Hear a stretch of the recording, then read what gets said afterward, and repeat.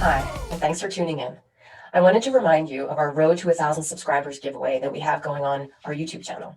If you subscribe and have a public profile, you'll be entered to win a free RX Smart Gear original jump rope.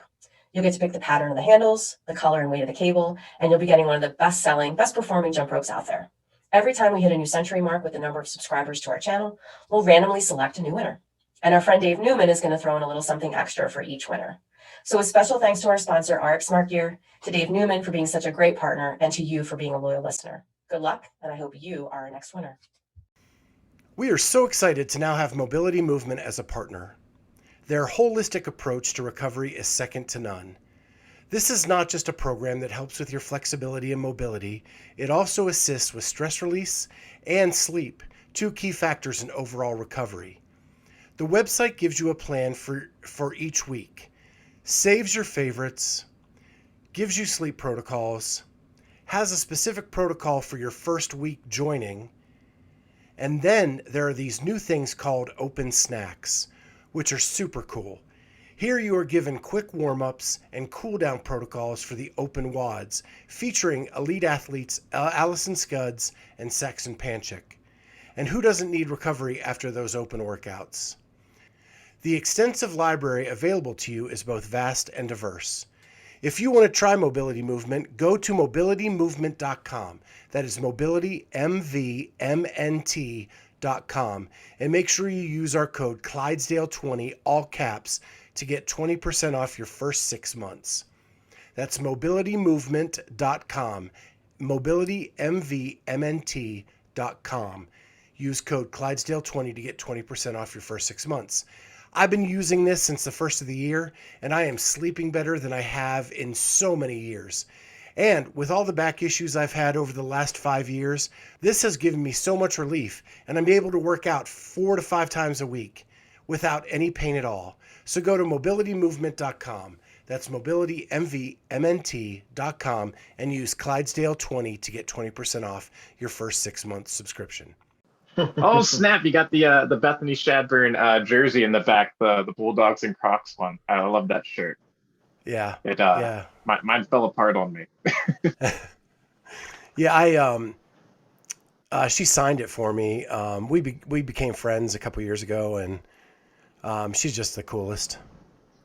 Yeah, she's good people, and I love seeing her out in Vegas with underdogs and training with Carrie Pierce, Danielle Brandon.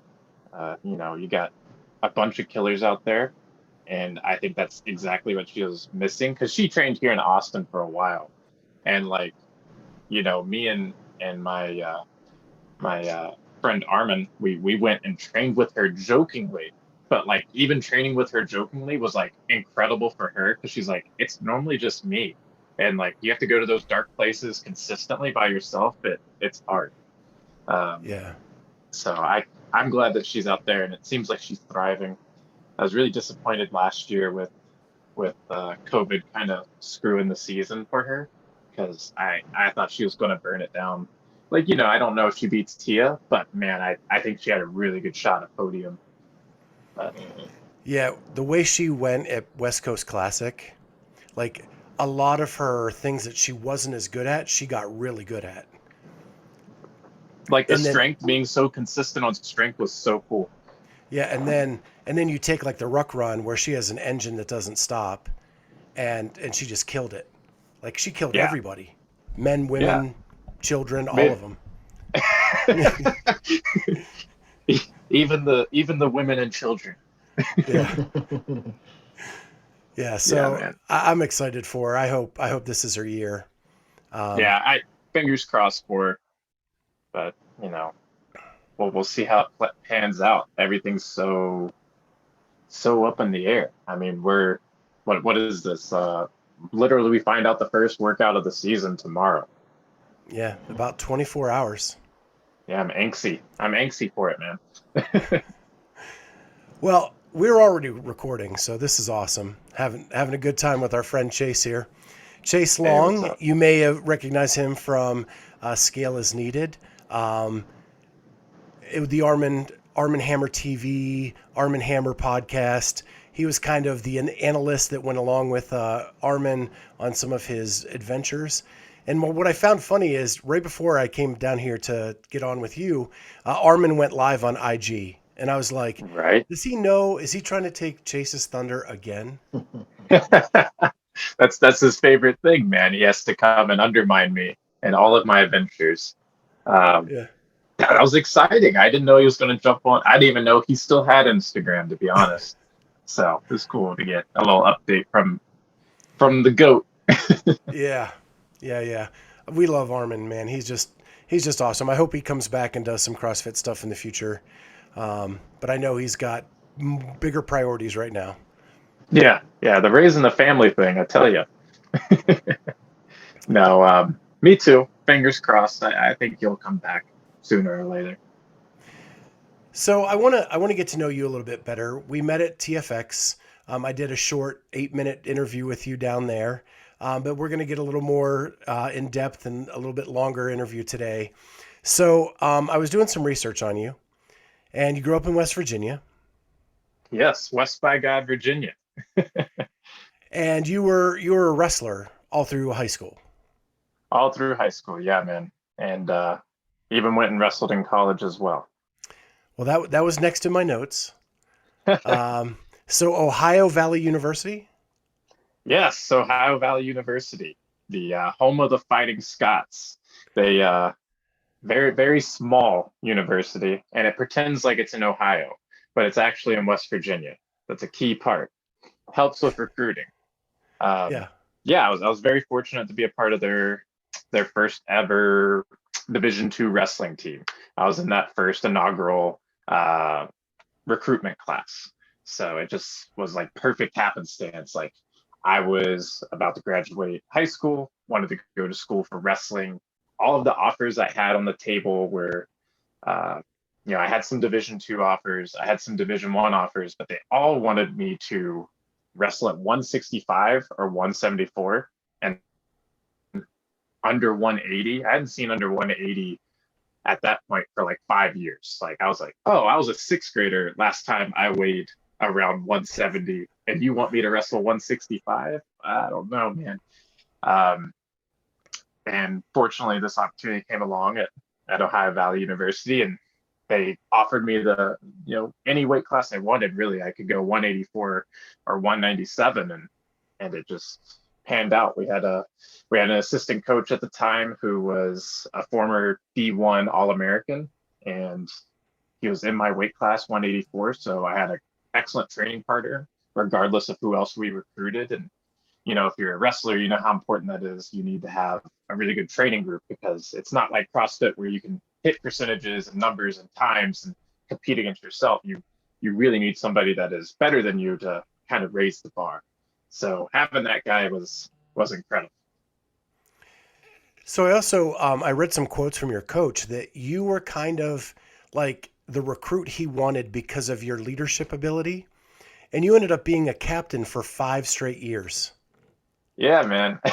Yeah, it's radical looking back on that time. I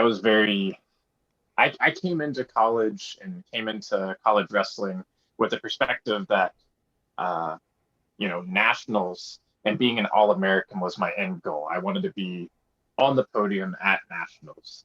And I think a lot of people that come into college sports, uh, especially after having a pretty good high school career, are just grateful to be able to like do it. But they're ultimately looking at college as like an opportunity to have fun.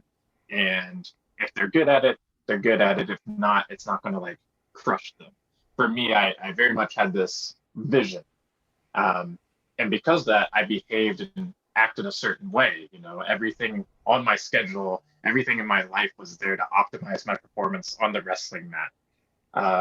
And that's really the type of leadership that I showcased was, hey, follow my actions, lead by example. So innately, just by me being at practice early, staying late, uh, setting up extra practices and weight room sessions, by doing all of that, you just kind of flock. People gravitate towards you. They want to do the same things because they see your results on the mat, and that just really, raises the bar across the whole team, so it was never in my head. I was like, I'm being a great leader. I was like, I just want to be the best I could be. And all of that stuff happenstance, basically. You know what I mean? Yeah. Yeah. Those are the best leaders, right? That lead by example and show you how it's done. So a couple things. You went to nationals twice. Yes, sir. Pretty impressive. Yeah, man. The my first trip to nationals, it was my junior year, my true junior year. The year before, as a sophomore, you have regionals. You have to go to super regionals in Division II and then place top 4 to get invited to nationals. And that first year, like, all of us were so green as a team. Like, we were all just like, man, like, these are the best of the best. Like, if I go to super regionals and I like make it to the second day, it's a 2-day tournament. If I make it to the second day, like, that's a big accomplishment. And I made it to the second day. I was the only one on the team my sophomore year that made it to the second day, go out for a match against a guy that I'd already beat. And when I beat him the first time, we were both wrestling in neutral. We didn't have to take the match to the ground at all. And I just tired him out and won that way, right? Well, I go to wrestle him the second day of regionals my sophomore year. We get into the second period and he picks the top position. And instantly, if you're a wrestler and you see someone take the top position instead of bottom, you're like, oh snap, like, this could go very poorly, because you never pick that position, because it's just like you have to hold him down. You can't really score points. So he picks top, and like 5 seconds into that period, he like just completely like rips me apart. Like, I go to stand up and he throws in both his legs and like pops my arms out from under me, and like I feel my entire back just completely pop and like break, it felt like. And that was the end of that season. Like, that happened, all the air left my body, and I remember just being like, well, I made it to the second day, right? But I returned the next season, man, and I bumped up a weight class, and I was wrestling 197, and it was just a speed and strength matchup that really worked in my favor. I was just as strong as 197 pounders, but my footwork was so much faster, and my conditioning was so much better. My engine was so much better that I could just outlast people for 7 minutes. And I won a lot of matches because of my conditioning. And that was really the year that everything opened up. I was competing with people that are nationally ranked. I beat a guy that was third in order to qualify for nationals.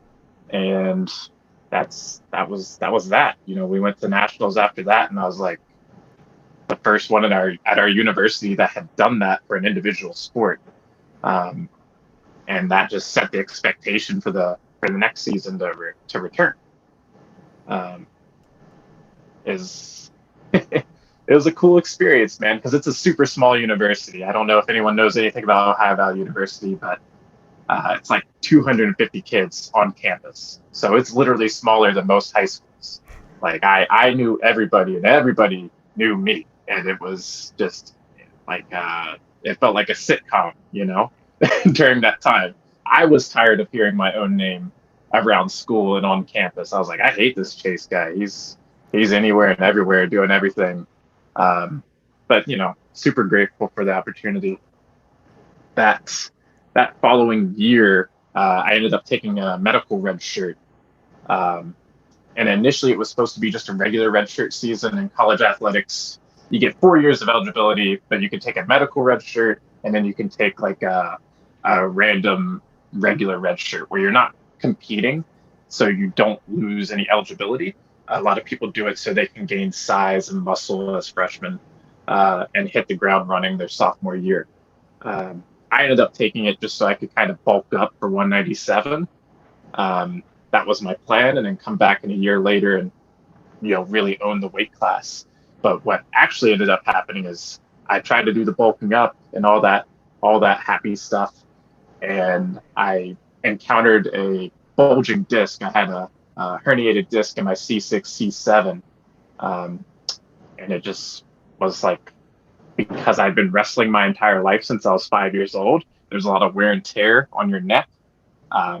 and it like kind of manifested itself one day when I tried to get out of bed, and like neither of my triceps were firing. So like I'm trying to roll and press myself with my arms, and there's just no strength. And it was the scariest thing I've still ever dealt with injury wise. You tweak your knee, you mess up your hips, injure your lower back, but that was the scariest thing ever, because I couldn't even bench the barbell, let alone do a push up. So luckily I was already redshirting, so it didn't impact my season, and I was able to get linked up with a really good chiropractor, had some MRIs done, and got a treatment plan that didn't involve surgery, and basically was just really, really, focused on optimizing myself for the next season. Right, I was very diligent on making sure if I was working out, I was seeing the chiropractor after, getting a practice done called traction, where they basically hook your head up in this strap system, and you lay on a table, and it just pulls your head away from your body to like lengthen out and decompress your spine. And I would have to do that like 30 minutes before practice, 30 minutes after practice, and along with all the icing and ibuprofen that your liver can handle. Had to nurse myself back to health, and I was able to come back the next season and make it to nationals again. Granted, it wasn't like the ideal situation, but at that point, I was just happy to have made it through the season healthy and come back to nationals. I was still the only person on the team that made it.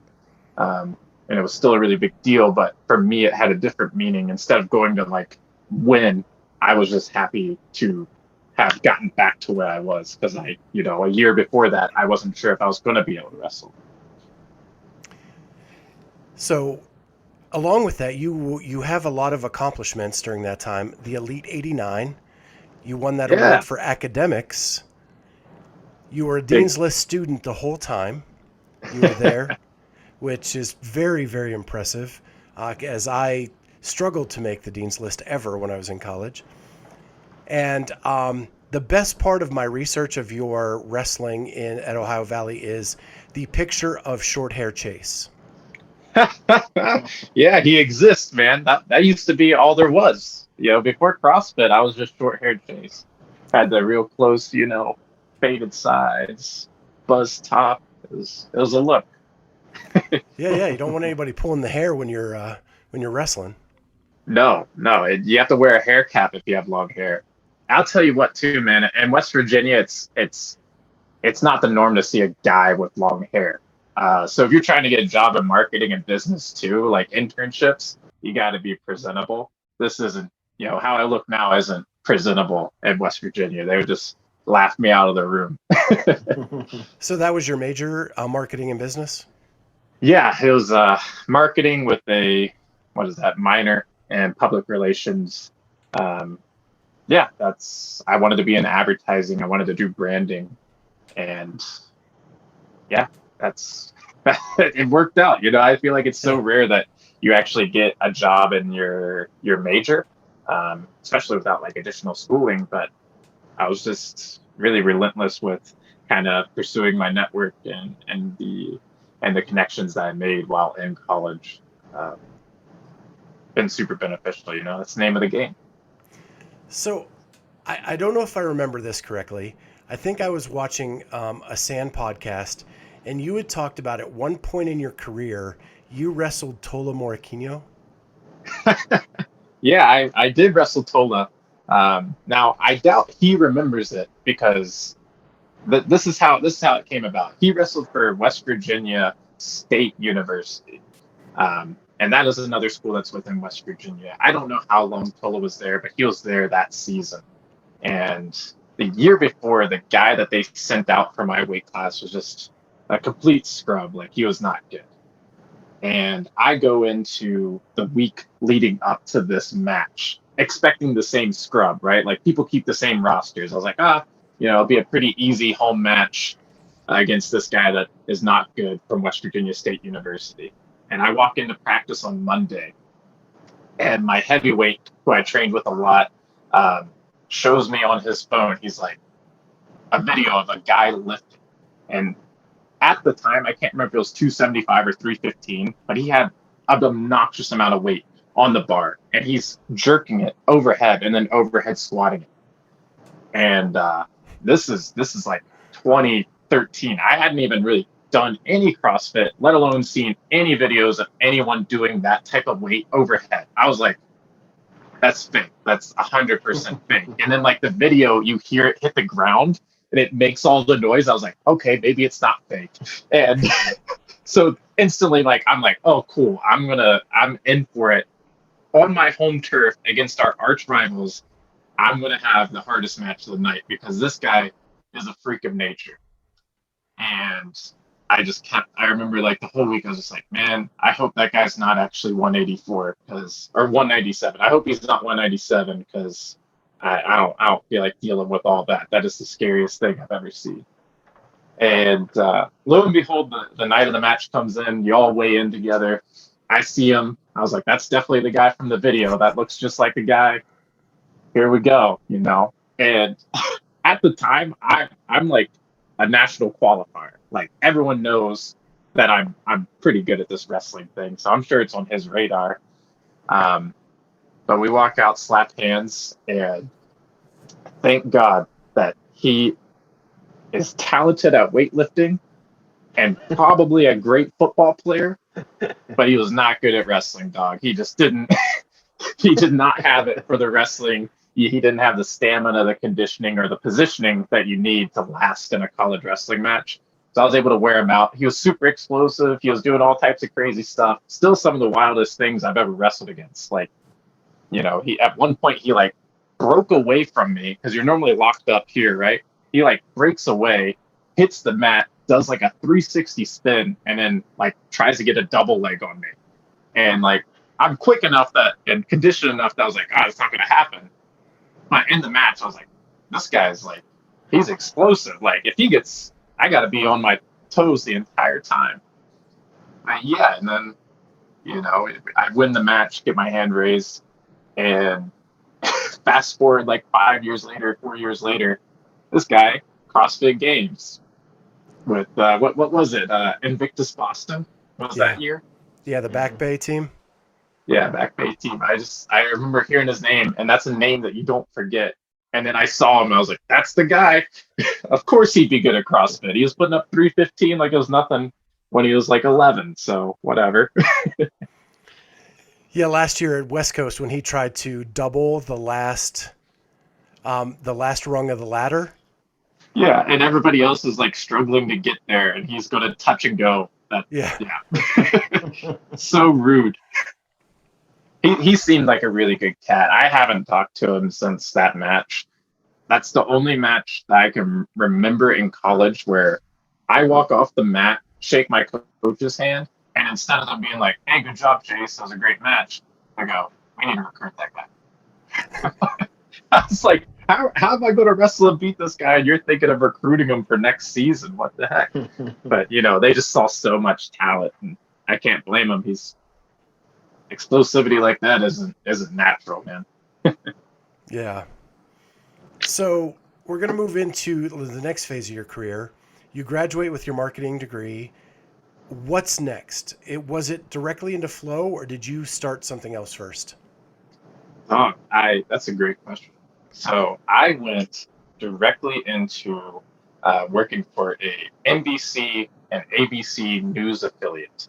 So, you know, basically a local news station that does broadcast advertising. I started working with them and selling local TV commercial advertising and digital advertising solutions to local businesses. And I got to tell you, man, it's basically just a glorified sales job where you have to also be somewhat creative for mom and pop shops within West Virginia, right? You gotta be like, yo, how do we sell these mattresses and these sofas this month for this sale? And then coming up with a cool commercial idea for it. I went into that for, you know, the fall after I graduated. So fall of 2015, I did that until January of 2017. And it was a grind. I was not, you know, I was able to do it. It's strictly a numbers game. You know, you got to make 100 sales calls in order to get 10 clients or 10 potential buyers. But it ultimately wasn't what I wanted to do. It was fine for the time. I learned a lot, especially about account management and, customer expectations, really kind of learning that, not under promise, but always try to over deliver versus under deliver, creating that and understanding what that means for personal relationships. Yeah, man, So- I did that and it was crazy. Charlie, you know anything about that? I know a little bit of something about that. Dude, it's like, it's crazy to me is like how okay, and I don't know if you know the same thing or if you're comfortable talking about it, but it's like the smaller accounts, the people that The worst. don't have the biggest budget are the most difficult people to work with. And then once you Yep. get to the bigger budget people, like they just do not care. They're like, whatever, we trust you, run it. And it's hands off. It's amazing. I literally was saying that to somebody yesterday. Yeah, man. I identify with that a lot. And So- as the new blood, I had all small accounts. I had like a dead account list to work with. So Mm-hmm. my view of that job is tainted by that. It was just like not fun. Yeah. Nobody wanted to see me. I walk in through their doors and are like, "Oh, this guy," and you're like, "Let me talk to you, man." Yeah. So Talking f- about for your our business. so for our listeners that don't know, Charlie does that now. He works for the local Fox and ABC affiliate here in Columbus. But yeah, so you guys Dude, have what that in a- common. That'd be a killer market, too. Columbus, there's so much. And West Virginia, you have like 10 different possible advertisers, and 1 through 8 are already taken by senior account reps, Yep. And the other 2 might go Yeah. out of business next month. Right. You might be the So last you're talking to purchase they plumbers make. going, listen. Right. Yeah, So you hope you get paid. You are talking to plumbers, yeah. Plumbers and HVAC and being like, "Hey, man, I know, but you need to be doing some TV commercials." And he's like, "My God, Yeah. get out of here." Yeah, it's fun, man. It's crazy how much it impacts my career, not only at Flow but also today. Like the lessons that I learned, cutting my teeth on that, like insane. And I'm super grateful for the opportunity, man. Like I lucked into that role because of just networking and family friends, to be honest. So always going to be grateful for that. And it So- helped that we were the best broadcast station in the area, right? There was like a CBS affiliate, but Yeah. nah, you want to be with NBC. Yeah. Yeah, it's always good to be the #1 dog in town. Yeah. Yeah, and Charlie had 2. He has Fox and ABC, so he has 2 of the 4. Damn. Yeah. And yeah. CW That's too. Don't you have CW? Yep. Yeah, they're rolled Yeah, together. we do. That's dope. Yeah. Yeah, well, so how did you end up going to Flow? Did they recruit you? Did you see something where you said this is where I want to go? Yeah, man. So I started CrossFit in the fall of 2015 because I moved towns. I was in Clarksburg, West Virginia, and where I'm originally from, we didn't have any CrossFit gyms. So I start there. I'm going to a YMCA. It sucked. I was like, man, this is awful. I'm going to become one of these old guys that's like struggling to like keep working out, doing like weird elliptical stuff. So I stumbled into a CrossFit gym. It was an instant hit. Loved it. Loved the competitive nature of it. Loved the people that were there and running the show. And through that gym, I made a friend. His name's Jay Moretti. I'll drop his name here. And we just like hit it off innately. Jay was a little bit more settled in his life, a little bit more established. Had a goal path. He was on his way to becoming a lawyer, and we were doing random side jobs with people from the gym during the weekend. So this weekend we were clearing out brush in some field in West Virginia, and it's me and Jay out in the middle of nowhere. And Jay just hits me with like, "Hey man, like, what you're doing right now, selling advertising and working with local advertisers, is that like what you want to be doing? Is that like what you dreamed of while you're in college?" And I was like, not exactly, but it's a job. And he's like, "Well, what would you want to be doing?" And I like hit him right on the spot. I was like, "Hey man, like ideally I'd be doing branding and marketing for someone like Nike or Flo Wrestling, or I listed off a whole bunch of things. I was like, Flo Wrestling, on it, Nike, Adidas, like something like that, right? Like within my passion, talking about fitness, sports, or fashion, and doing marketing and branding for them.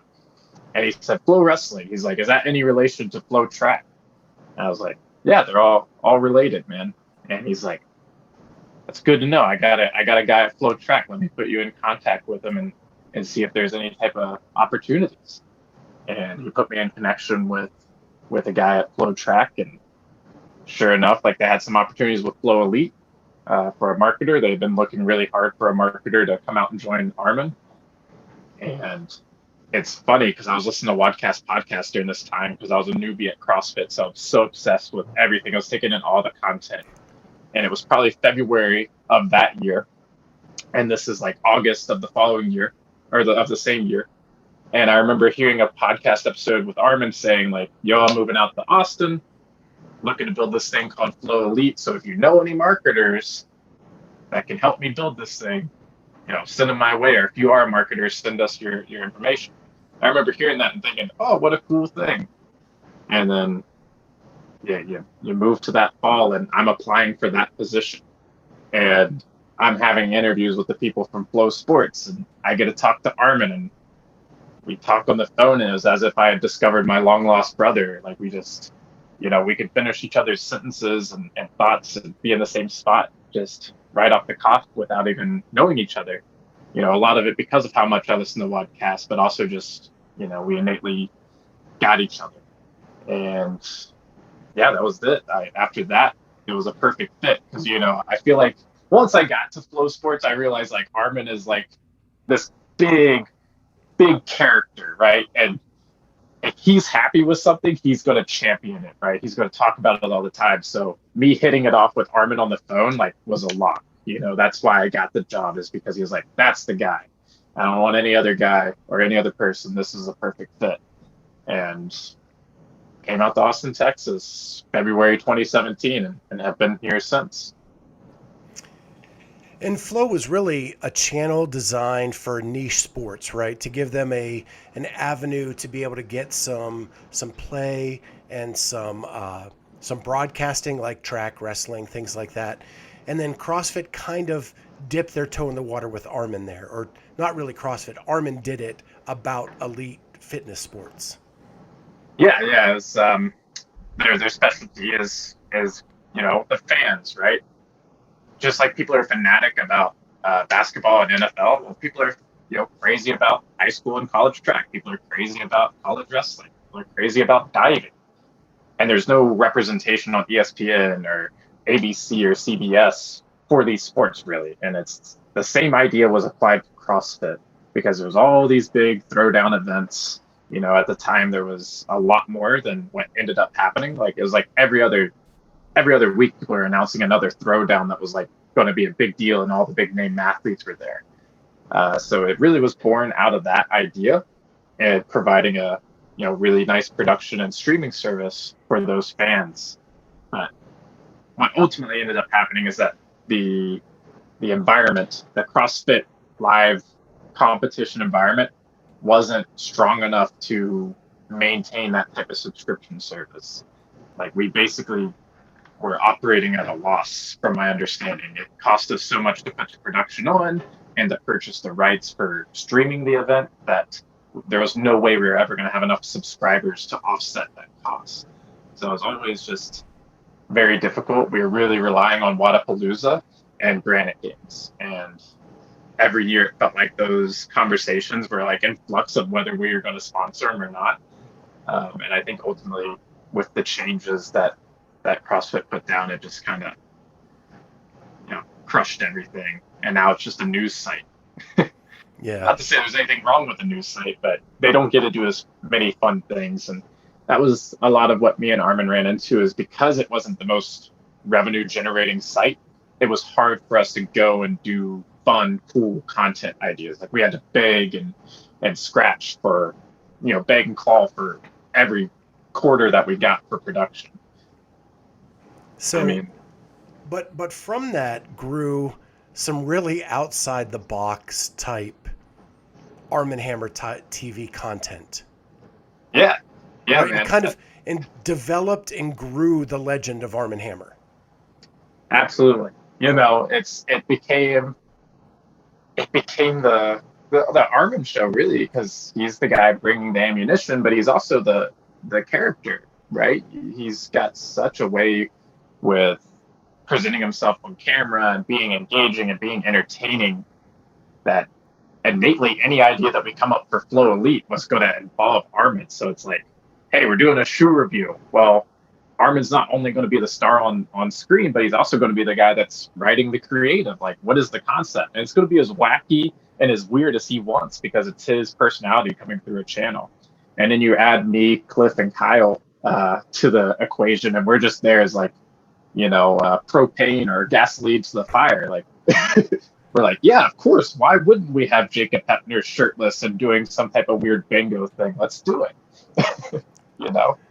That's a great idea. And Cliff and Kyle come from like a movie script writing background, right? They're so legit. They do real screenplays and directing and producing. Like, that's their bag. They know production better than anybody I've ever interacted with, and that's saying a lot because since moving to Austin, that's all I really do. But those guys are buttoned up and they have a vision. They're very good. So yeah, it's crazy that you can get those series of guys to come in and just bring this wacky, fun, creative energy to this small little niche news site that's covering elite fitness. It was a magic time. Yeah, and then the four of you have all these bizarre ideas and opinions about things that together it made this magical show called SAN. Yeah. Scale is needed. Yeah. SAN. It always felt like it was me and Armin had a plan for how the episode was going to go in his head. He didn't share it with us, but he had an overall plan. He's like, we're going to spend the first 5 minutes talking about this, then this, and then we're going to talk about movies at the end.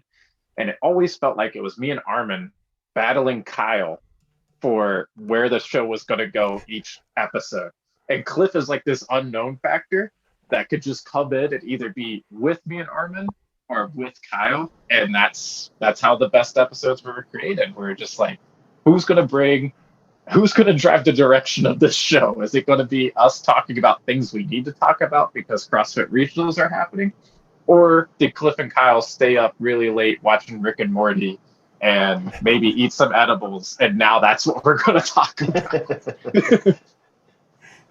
Yeah, I loved it because like it could have been like a big news day and it spun out of control at the beginning. And Armin is like, well, Greg Glassman sold CrossFit in minute 45 of the show because it had spun out of control. And we're talking to Mandalorian and Rick and Morty and yeah, once we parted with Flo and it got even more unhinged, I felt like Armin had to have his separate media news outlet of just him talking. Otherwise, like, we were going to come in and like, that's cool about CrossFit. Anyways, did you guys see Die Hard? And like, be like, why are we talking about Die Hard? That was the highlight of most of my weeks were, finding out what Kyle and Cliff had to share with us. I didn't really care about the CrossFit news. I knew all the CrossFit news. So. Yeah, and so how much did you guys hang out outside of the podcast? Me and Armin pretty much were hanging out every day in some shape or fashion. We were either like messaging, or I was at his house, or we were working out together. I was really like his prototype son, him and his wife's like prototype son, where they could test out stuff. At least I think it was like that. Hopefully I wasn't viewed as one of the dogs. I might have been viewed as one of the dogs, which is fine too, me and Armin hung out a lot. Cliff and Kyle was like more like every other weekend, once a month type of deal. They were very, because of like what they do outside of their main job. They're writing screenplays and working on side projects. They're very busy, like writing and shooting all the time. So it was always like, hey, if we all go do something, it's normally a movie. Yeah, I haven't hung out with them in a long time. We need to go see. I think we might go see Jackass here, the new Jackass movie. You can't go wrong with a good Jackass movie. Yeah, man. Me and Armin got really close. Armin basically became like my CrossFit coach. I work out full time at CrossFit Yakaru. At the time, I'm still pursuing the team and going to the games as a team with that squad. And we have a coach there, Michael Winchester, who's very well known in the space. But while Armin was here in Austin, he was really my CrossFit coach because he knew me the best, knew my tendencies, knew how I thought about workouts and what I was going to do generally before I would do it. And he also just had such, like, picture all the knowledge that he has about CrossFit. He's just as experienced as most of the games athletes. He might not be able to do it, but he could tell you how they approach something and why they approached it and why it's a good fit for you. And I think we saw that through his content when he was doing his open tip videos, where it's like, hey, like, this guy that's like amateur level fit has really good points that are going to help you get 20 rounds on a workout that you have no business getting 20 rounds on, right? I had that at my disposal before anybody else. I had the Armin Hammer TV programming available to me, and it was super helpful. It's been tough with him gone, just because like that was a mainstay.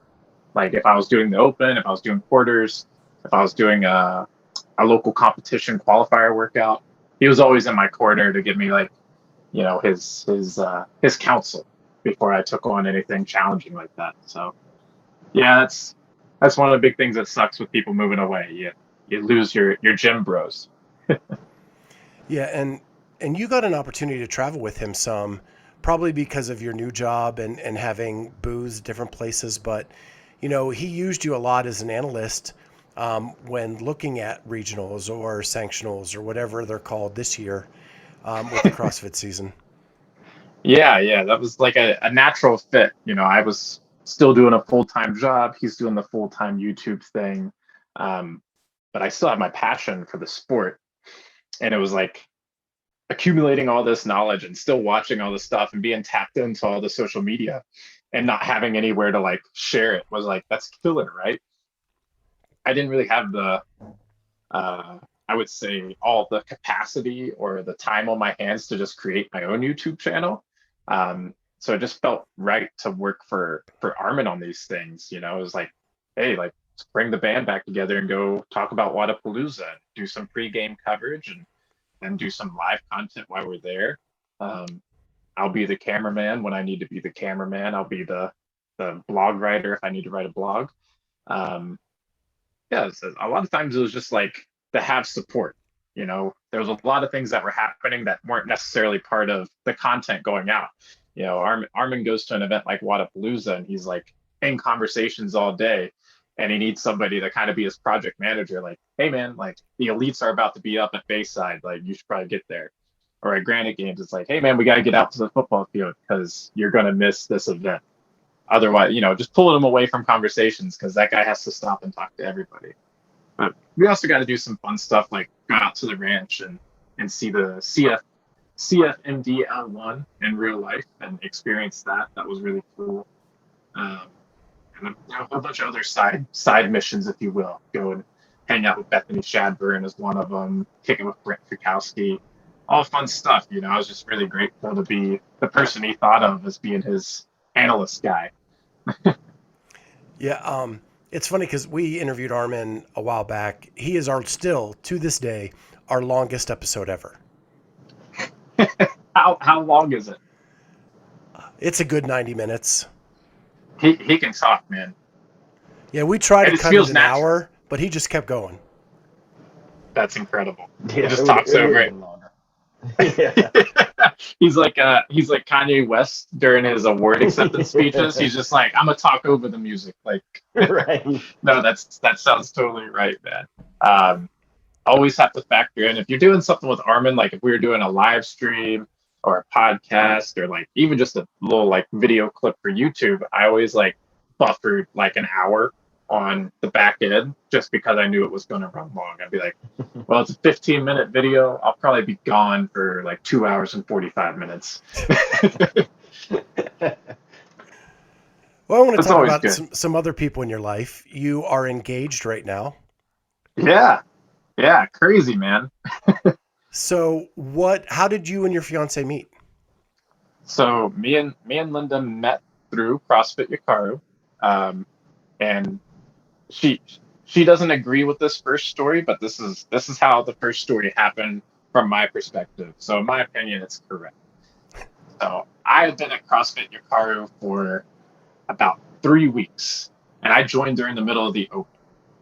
And this puts us at the last workout of the open, which was 17.5, which is the 10 rounds of, I think, 9 thrusters and 30 double unders, or 35 double unders. I do the workout. I come over to a group of people. I see my one friend that I had made at the gym at the time. Her name's Sarah. And I'm like, felt like I did pretty good on the workout and I want to talk to somebody about it. I go over to Sarah and she's talking to who at the time I didn't know who she was. Turns out it was Linda. I go over and I'm like, that workout went really well, a lot better than I expected. And instantly Linda's like, what was your time? Like very serious, very serious. I tell her my time, and in her face, I could see that she thinks I'm lying or she's annoyed about my time, one or the other. But it felt like she thought that I was lying about my time, because then she goes on and she's like, my time was this, and we were like within seconds apart. And that was my first interaction with Linda. I thought that she hated me and thought that I was a cheater at reps. And then but I also remember thinking at the time, I was like, damn, who is this chick? Like, she's the most beautiful chick I've ever seen. I have a strict rule about not intermingling with anybody from the gym. Like, this is a terrible idea. Never goes well. I mean, from what I've seen. So I was like, but this chick, like, she's beautiful. Like, I gotta find out more about her. And then I proceed to, go on a conversation with Sarah and that. And I'm thinking about Linda, but I don't know anything about her. And I don't see her at the gym anymore because she goes to like the 6 a.m., 5 a.m. classes, and I go to the 6 p.m., 7 p.m. classes. So we just never cross paths. It never happens. I knew that she existed, but it was like a unicorn. I just never saw her. And then that was in February or March of that year. And then, later that year in December, she changed positions at her job and she was coming into the evening classes. And once she started coming into our classes, I was, persistent because I still thought she didn't like me, but I was like, I gotta at least try to shoot my shot. Like, this, gotta see, I'm charming. I'll make it work. And I just kept on. I wore her down and we got to do some coffee dates. We hit it off during the coffee dates. And now it's like 4 years later and we're engaged. And it's been killer ever since. Now she insists that she was not annoyed by me and that she just didn't like that I was interrupting their conversation, which is fair. But also, I think she just didn't believe me about my score. But she still doesn't believe me about workouts. Yeah, I was gonna say, does she still think you're a rep shaver? Yes, She's gonna marry you 100%. anyway. Yeah. Yeah. I know. I think she's come to terms with that. I'm not a rep shaver. I'm just terrible at counting double unders. And it's totally true. Like, I'll either be over by 10 reps, under by 20, or right on. It's just like, there's no consistency. I can't do anything while counting. So if I'm like trying to like do double unders, I can't keep track. So I rely heavily on judges, and we know that. And I think she's come to peace with like, it's not me trying to be malicious or cheat. I'm just dumb. Yeah. Yeah. Says all women about men, even though they were Dean's List students the whole way through college. I got to bring that up to her. I got to be like, here, I'm actually smart, but I can't count. Luckily, I didn't have to do a lot of math. So I'm taking it since she was just a couple seconds within your score. She's a pretty good CrossFitter herself. Yeah, she's an incredible CrossFitter, and I always have to tell her that right now she's not doing CrossFit, but when she was pursuing it, she's was so easy and quick to get down on herself because at CrossFit Yukaru, especially during that time, we had so many killer female competitors. I mean, it was like we had like this crazy abundance. I don't know, there was something in the water where every female that walked through the door that wanted to be a competitor was like almost games level individual. Um, and to be a part of that and not be one of the top people is very discouraging, right? Like you just feel like I'm not very good. But I was like, Linda, if you walk into any other gym in the country, unless it's CrossFit Invictus, you're going to be the best person at CrossFit in that gym. And you have to keep that in mind. Like, it doesn't matter. Like, you're competing with a bunch of like dragons, man. I don't know what you expect. Like, if you beat these people consistently, then you're going to the games. And, it's still tough. But she kicked my ass at pretty much anything that was upper body strength and endurance. Like she can almost do the same numbers as me for an overhead squat or a shoulder to overhead. And I outweigh her by like 60 pounds. Yeah. She's a unicorn amongst dragons. Yes. That's a very good way to put it, Still rare, just different. Just different. So when is the wedding date? Or do you not have one? We don't have, so we're gonna keep it. We're both pretty like private-ish people, but we're not gonna do like a big old wedding to do thing. It's gonna be a lot more intimate and mostly just for us type of deal and some close friends. But yeah, within the next month or so, that's when that'll be coming down the pipe. That's the plan. That's awesome. Thanks, man. Well, like I know we did the big brouhaha, right? And I was paying it off for 10 years. And you don't even remember the day that much because you're being pulled in like 18 different directions, right? So who is it really for? You or the guests you invite? Yeah, it's a lot of show and it's a lot of for family and neither one of us have big families. We're both very like kind of on our own. So for us, it's like, do we want to do the stress and the performance, or do we want to do something that is more meaningful to this core group of people that we value and something unique? Like, I think everything about what we do is new. We talk about like creating new traditions all the time, and being unconventional, because I feel a lot of people do stuff because of traditions and habit and like what they see on TV and what their like mom and dad or grandpa and grandma did, rather than just like doing what they want to do. And I think we're going to be like sticks in the mud about that. Like, let's go the different path. Yeah. All for it, man. All for it. Yeah, so thanks, my original plan was to like do a little bit background of you and then do some analysis about what's coming up with the CrossFit season. But we are coming up on the hour already because we've had such a great conversation. But I know you know about our new show, The Rig Report, coming out. And I really want you, since Armin is on sabbatical, I want you to jump in with us a little bit and do some analytics or analysis as we move forward with that show. So I'll wait to do that with you then. But I know the Open is tomorrow as we're recording this. You're trying to get a team to the games. Absolutely. How stoked are you for the Open announcement tomorrow? I'm pumped, man. It's always exciting every year. Like, no matter how much you try to act like it's not a big deal, especially as you get like a little more elite as a competitor, you're like, that Open doesn't matter. Like, I'll get to the next stage. There's still like this weird energy and like excitedness that comes with it. It's like, oh, what are they going to do this year? Like, are we going to have wall walks again? I hope not. Are we going to be all dumbbells again? I just found out yesterday that there's no ergs in the Open, and I'm an erg guy. How like, so it's scary for me in that regard, because it could be like max strict handstand push-ups or a snatch, and so excited, nervous, anxious. That's all the things that come with it, but mostly excited because I think we have the team to do some really fun stuff this year. So speaking of teams, it's going to be a highlighted division this year. Rich stacked the team again. Of Annie's course. got her own team over there in Iceland with your Yeah. old wrestling buddy Tola. Good for him, man. And we don't even know who else is. I know like Kelsey Keel and Joey Tutoro have a team together up there in Philly. Like, Yep. there's some of the biggest names in the sport are putting together teams. How cool is it if you make it to the games with all of that in that spotlight?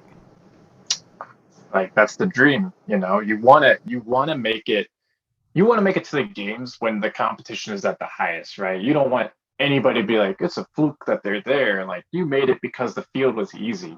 So the more stacked, the more super teams, if you will, there are, the more enticing it is.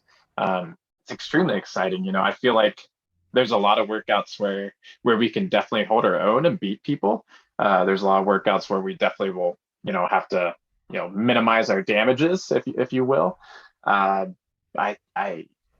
don't think there's anything that, I don't think there's any reason why we don't belong to be there. Like, we don't deserve to be there. Now we just have to go and execute. We've put all the work in.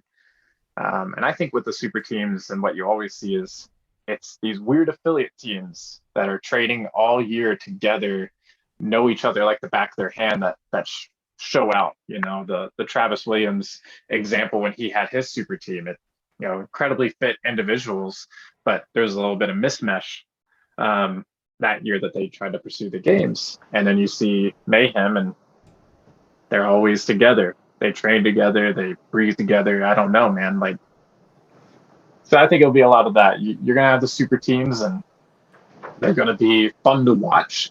But when it comes to the more teamwork stuff, the worm, the unison, synchro stuff, they'll have a hard time. And then you have the European teams reaching the podium last year for the first time ever.